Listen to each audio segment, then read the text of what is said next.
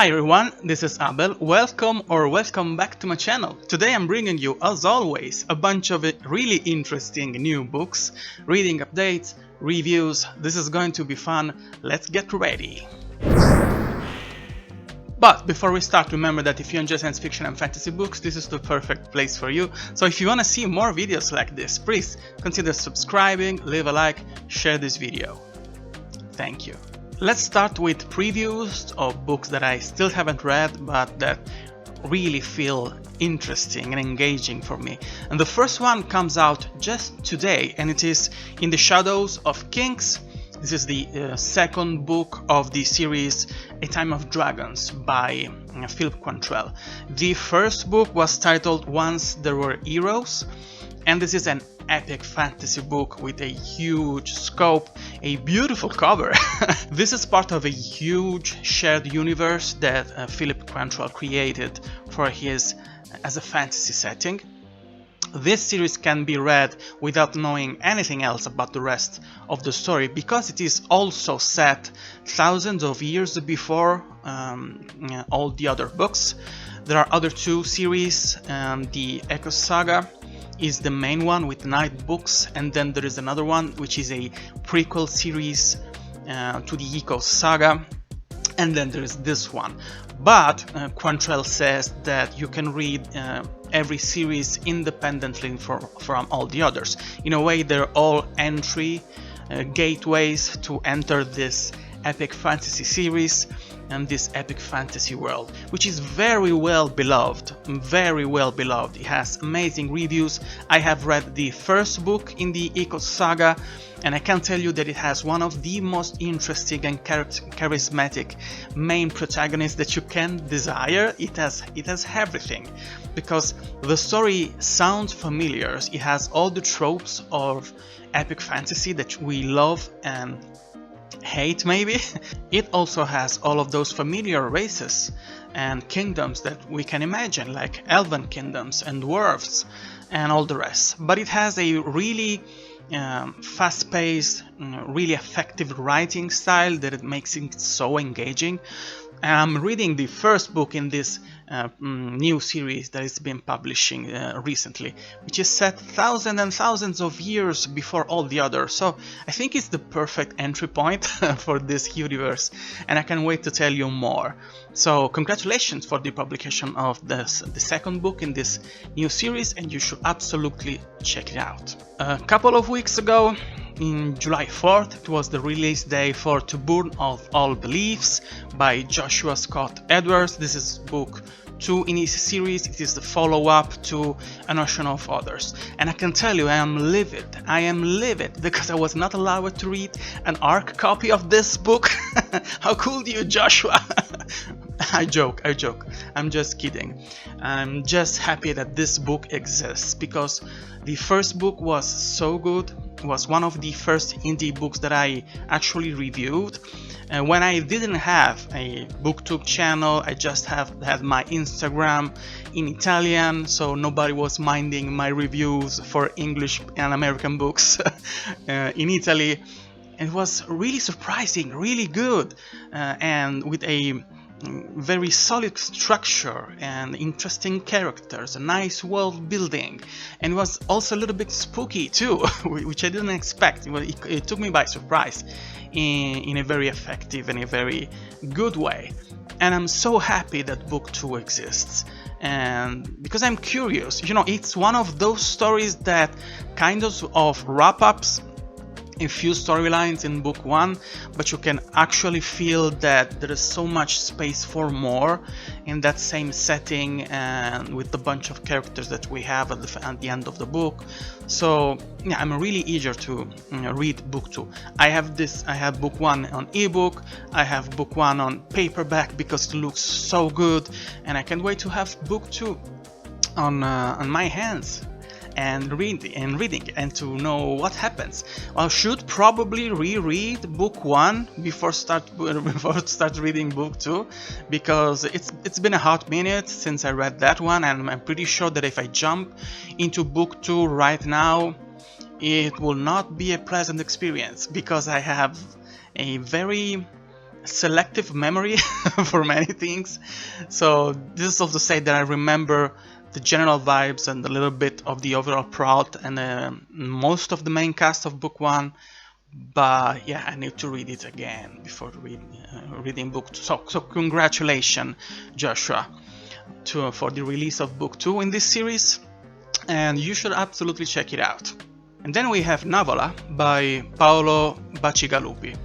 And I know that everybody says Navola and that no one is able to pronounce the surname of Mr. Paolo, but this is Italian inspired. This has vibes of ancient Florence and with high political intrigue and fantasy elements. And if you read the synopsis, you understand that it has those vibes with something really akin to what you'll find during post-medieval and in Italy, and maybe the beginning of the Illuminism. It has really interesting vibes and aesthetics. So no, it is not Navola, okay? It's Navola. And try to pronounce it in the correct way. Actually, if Mr. Paolo decides that the exact pronunciation is Navola, yeah, more power to you, but let me tell you, this is Navola, okay? The book looks amazing. It's a fantasy standalone and high fantasy standalone, which is quite rare, you know. We have been trained to expect a fantasy series to be a trilogy, or in a few quirky cases, a duology maybe, or if we are lucky, a very long 10 books, 10 tomes series. But this is actually a standalone. And yeah, I'm really curious to see how does that work, because I'm not sure I have read any fantasy standalones during the last couple of decades of my life. Yeah, so I'm really curious, and I have no doubt that if this is a smash hit, and if Mr. Paolo decides that we have more to tell in that story, we could have maybe a companion novel, maybe a spin-off, who knows.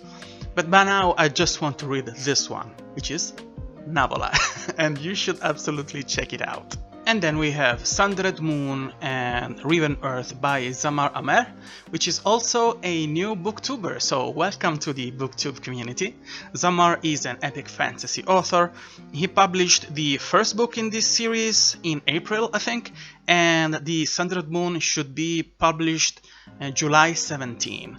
I'm not going to tell you anything about the synopsis for book 2 because I don't want to spoil you and I don't want to spoil myself before reading the book.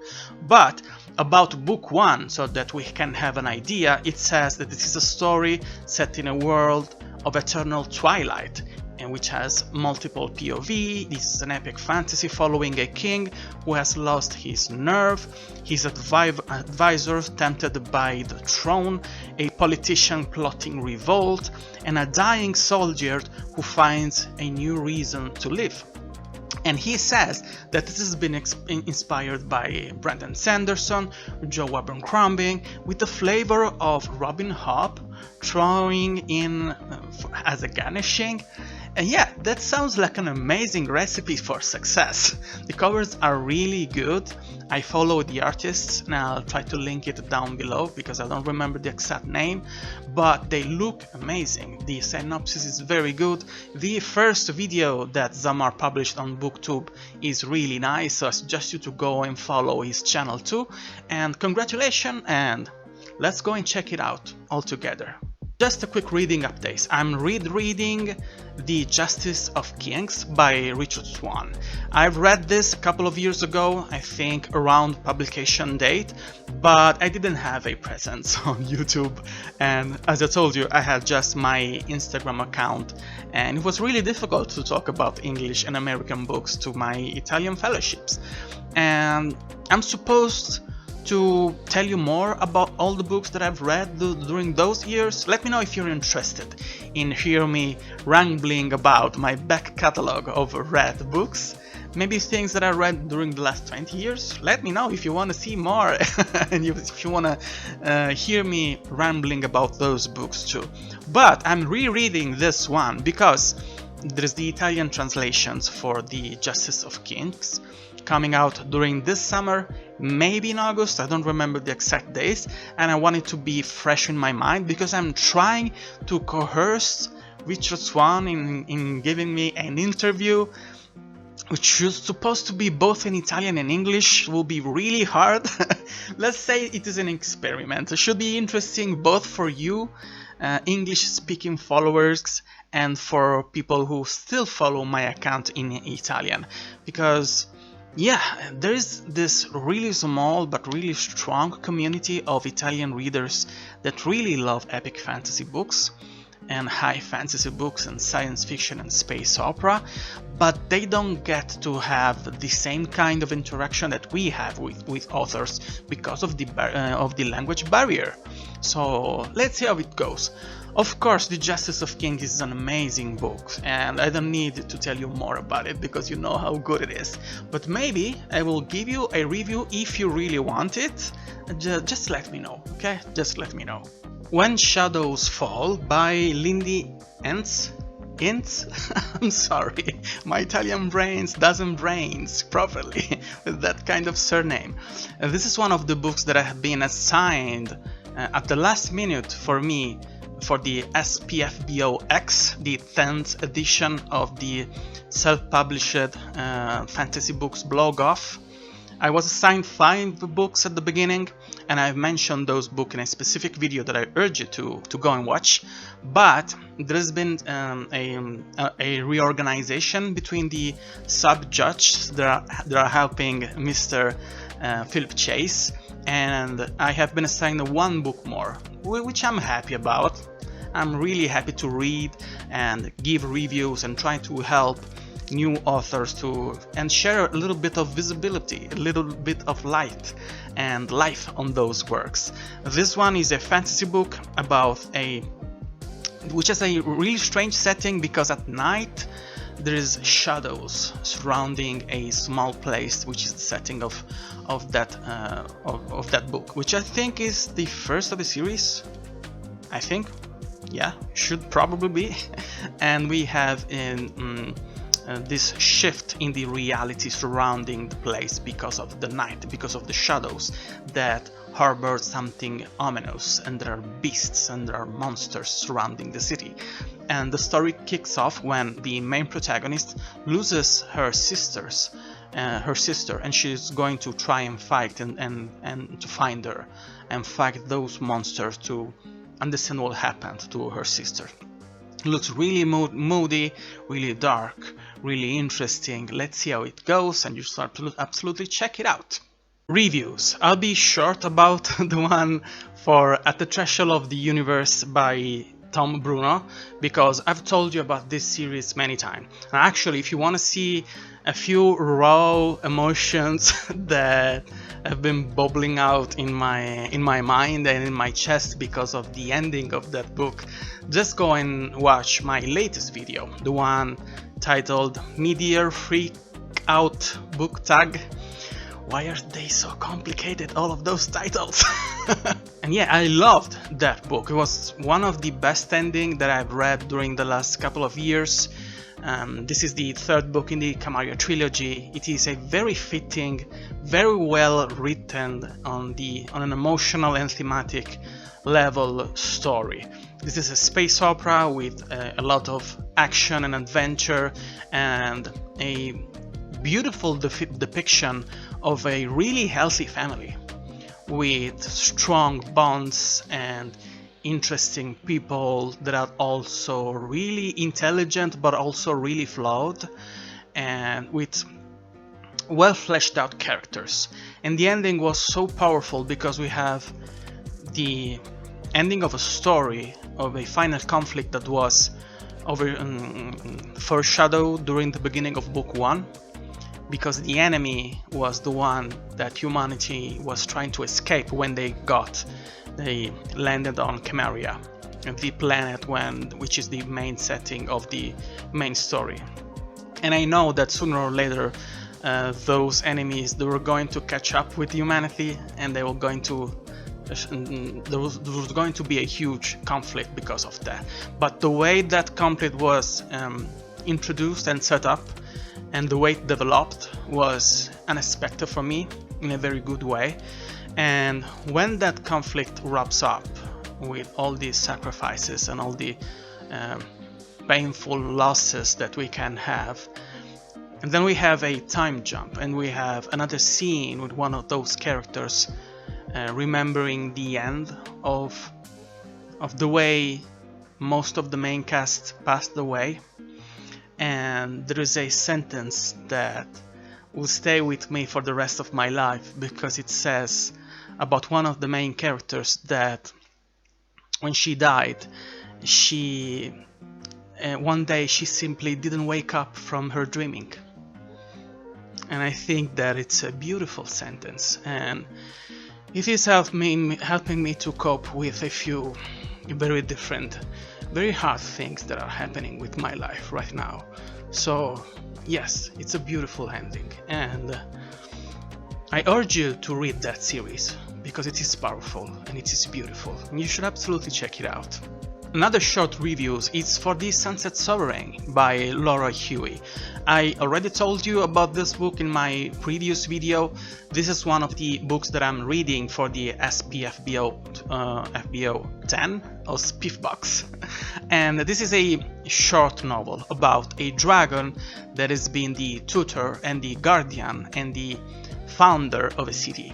It is a very cozy story. It should be a cozy fantasy with a kind of on a autobiography of that specific slice of life of that dragon that is supposed to be really ancient, when he decided to protect a small group of people, of refugees, and help them found and establish a place for them to live, that slowly and day by day, year by year, with the ages, become a really wealthy city, a city of immense wealth and commerce and culturally something really different from all the rest because of that really interesting relationship with that dragon. And we see that story, the story that we have in the book, beginning when the city decided that they don't want to be protected anymore from that dragon because they actually see him as a threat, like someone who's oppressing the city, and they sent out an assassin to kill him. And the story is told by the dragon himself to that assassin, that he traps the girl, the woman, and he has to convince her to listen. And then he starts to tell the story from those humble beginning to a couple of incidents and things that happened that change the way people see that dragon. It is beautifully written, it is really atmospheric, and the dragon has this really wise attitude, and at moment it can be also really petty in the way he tells that story and the pacing of that story, in the way he really underlines what he thinks is important to tell because of that of the way things are changing between him and his city. Because when you see the name of the city, you understand how much he thinks he relates to the citizens and to the city like something he created, like hatchlings, okay? And so he tells that story. There are a few moments that are really dramatic in the way, and there are cornerstones and shifting moments for that relationship, and until the end of the book when the story resolves, and it is bittersweet, more bitter than sweet, because the story has a very relaxed pacing, but it deals with really hard-hitting topics too. And I think it is a way, as I mentioned in my last video, to talk about human relationships too, because when we get attached to someone, there are limits we should not cross when we deal with the privacy of other people's. That's the same, it works for relationships, for romances, for friendships, but it is specifically and particularly difficult for parents to understand where is the moment to let go of their childs, to let them spread their wings and fly solo. But at the same time, as parents, you'll always think you have to do more. You have to do more to protect your child, even if those childs are 40 years old. So it's a conundrum. It's a catch-21, because you never do the right things. There is a say in Italy, a proverb that says "come fai sbagli," which means whatever you do it wrong. Because there are a lot of ways that your action can be misinterpreted, and even if you're driven with the best interests, you can end up doing something too much or too little, because you try to strike that balance, which is very difficult to achieve. So yeah, the story has a few very important themes woven through the narrative, and it accomplishes it in a very poetic way. It also doesn't overstay its welcome, because it's a short story, and I don't think that the themes and the structure of the story could have lasted much longer. If this was a 600 pages novel, it would be incredibly boring, but it is quite shorter, and so it is much more enjoyable.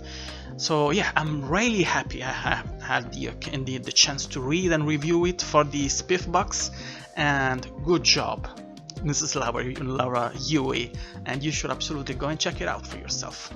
I have also finished The Crimson Court by Brendan Noble. This is a high fantasy, dark fantasy series with a very interesting concept about life and cycles of life, and a really interesting set of superpower. It is a story driven by revenge, which in a way sounds a little bit like the Count of Monte Cristo, with a lot of political intrigues and a really interesting cast of characters.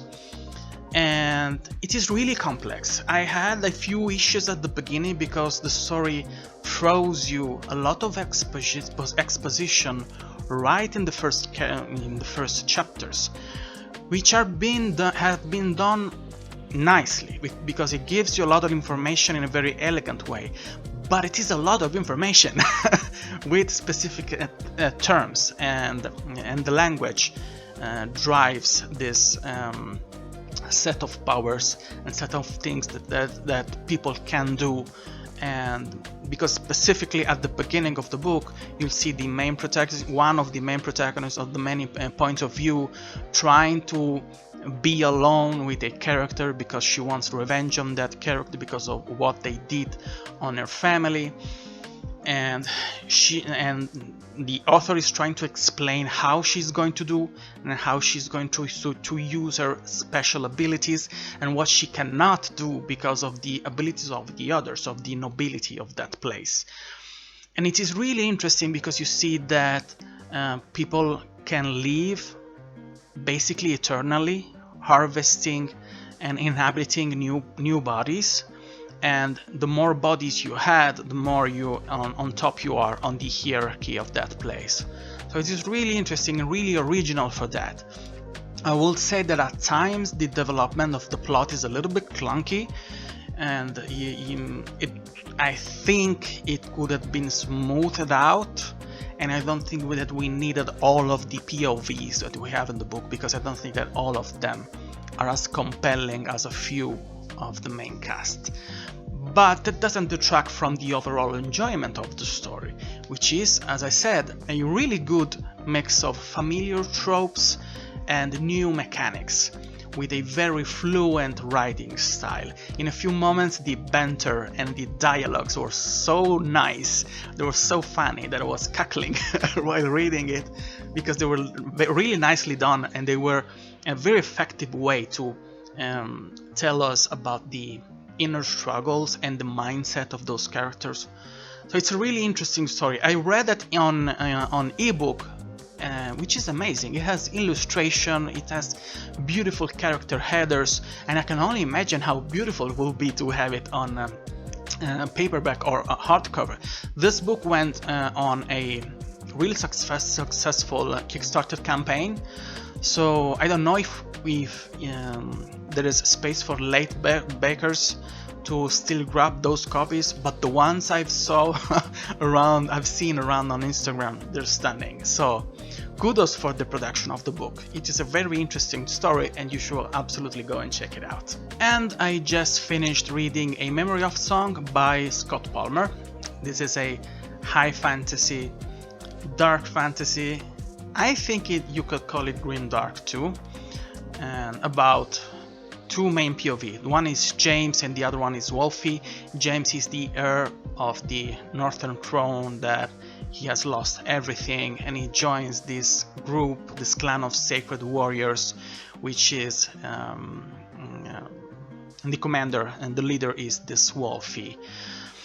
This is a hard novel to review for me because I didn't expect it to be that dark, and it is been in an elegant way. The writing style is really effective and really drives home this somber and moody atmosphere.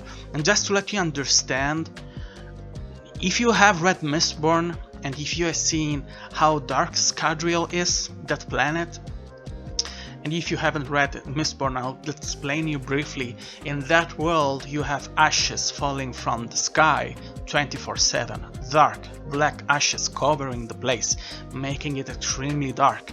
And the planet adapted using a little bit of that ash as a sustenance too, but the landscape is extremely bleak, and there is political conflict, and there is class division, and there is slavery. It's extremely bloody. So take that really dark mood and that really dark atmosphere and crank it up to 11 and you'll have what we have here in this novel, because it is basically about a world that it is dying. It is slowly but surely dying because something happened, and the author gives you a few hypotheses of why that happens at the beginning of the book, when children die even before arriving to birth, when you cannot light up a fire because there's something that is stopping fire, when everything, the fabric of reality, is decaying. So it is extremely bleak, really sad, extremely sad. And when we meet the characters, both of them are undergoing some kind of PTSD. They're trying to recover from really traumatic events that those haunt them really deeply and affect their decisions and their decision making and their mindset. So it is extremely sad. This is really disheartening and it is really hard to stomach. So if you're into that, you will love it. But if you're going through a hard time in your life, and if you read something a little bit more light-hearted, or something that has that light at the end of the tunnel, this book won't give you that until the end. There is hope for a resolution, a positive resolution of the story, the more you progress with the book.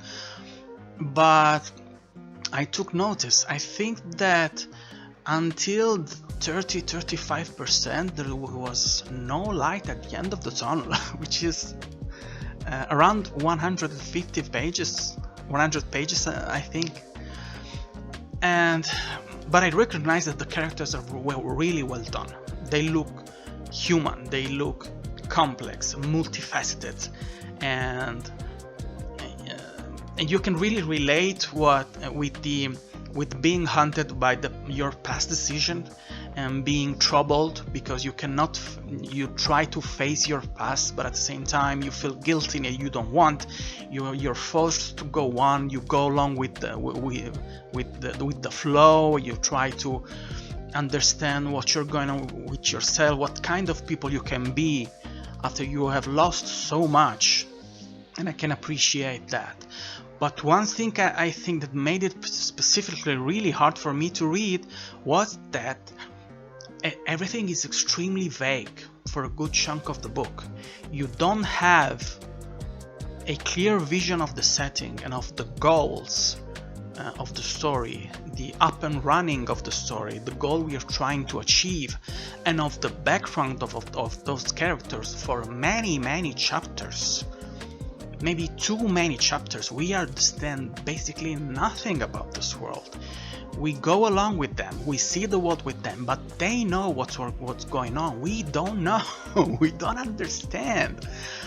And of course you have to be patient. The more you read about the book, the more you understand. But that vagueness in a way permeates the whole book, and at the beginning is rough. It's really difficult to understand and to connect, because you can't say that maybe this is one of the instances when authors and books are inspired by Malazan, because I've seen it mentioned many ways that that Erikson throws you in the book and you have to figure out what's going on because it doesn't hold your hand, which is interesting, which is a sign of how the way epic fantasy, high fantasy and dark fantasy have been changing through the years. There's not a lot of exposition, but there's no exposition here whatsoever. It is too much for me. So if you connect that and if you put it on top of the extremely bleak setting and with the really sad and with the really rough language that you have on the book, it made it really hard for me. But at the same time, I can appreciate how accomplished it is, how coherent and consistent as a book it is, because it is well written. I think the author was going on exactly for that. He was trying to make me exactly that confused and exactly that sad and that somber and that to incite some kind of reflection about my life and about my relationship with my past too. So I think he accomplished that, but I would love it to be a little bit more clear, less vague at the beginning, because I usually read 20-25% of a book before to decide if I have to continue or if I have to DNF it, and I was that close, so close to to put it aside, because I really was not able to connect with the characters, but not because they're not fleshed out. As I told you, they're compelling, they're really well fleshed out, they're interesting, but I didn't understand what's going on. If you don't understand what they want to do, when they come from, and why they're going through the struggle they're going through at the beginning, it is really difficult to connect and to attach, to empathize with that struggle. So I think that the first act and a little bit of the second act of the book could have been done in a little bit more clear way, conveying a little bit more of information, establishing a little bit of the world building and of the background of the characters in a more cohesive and effective way, because you have a bunch of flashbacks too, but sometimes they overlap, and in the writing style doesn't allow you to grasp immediately that that's a scene that is happening before the current setting, what's going on actually in the book. So yeah, it's the first half of the book is a mixed bag. The second half is better. It was difficult for me to get to the end because of that setting, but it was much more fleshed out. And if you're a lover of grim dark literature, if you're a lover of dark fantasy books that have this really bleak setting, especially as I told you at the beginning, this will be perfect for you. This will be amazing for me. For me, it was difficult to stomach. But all in all, aside that those difficulties that I had at the beginning, I can tell you that this is well written. It was well thought out, and you can see how expensive and interesting the world building is. So I'm curious to see how it goes for the next installments, and you should absolutely check it out. that's all I've got for you today. Thank you for being here. Thank you for being part of this really small, really cozy community. Remember that if you enjoy science fiction and fantasy books, this is the perfect place for you. And if you want to see more videos like this, you have more videos right here, right now. So go and check them out. And please leave a like, share this video, comment, consider subscribing, and I will see you in the next one. Bye.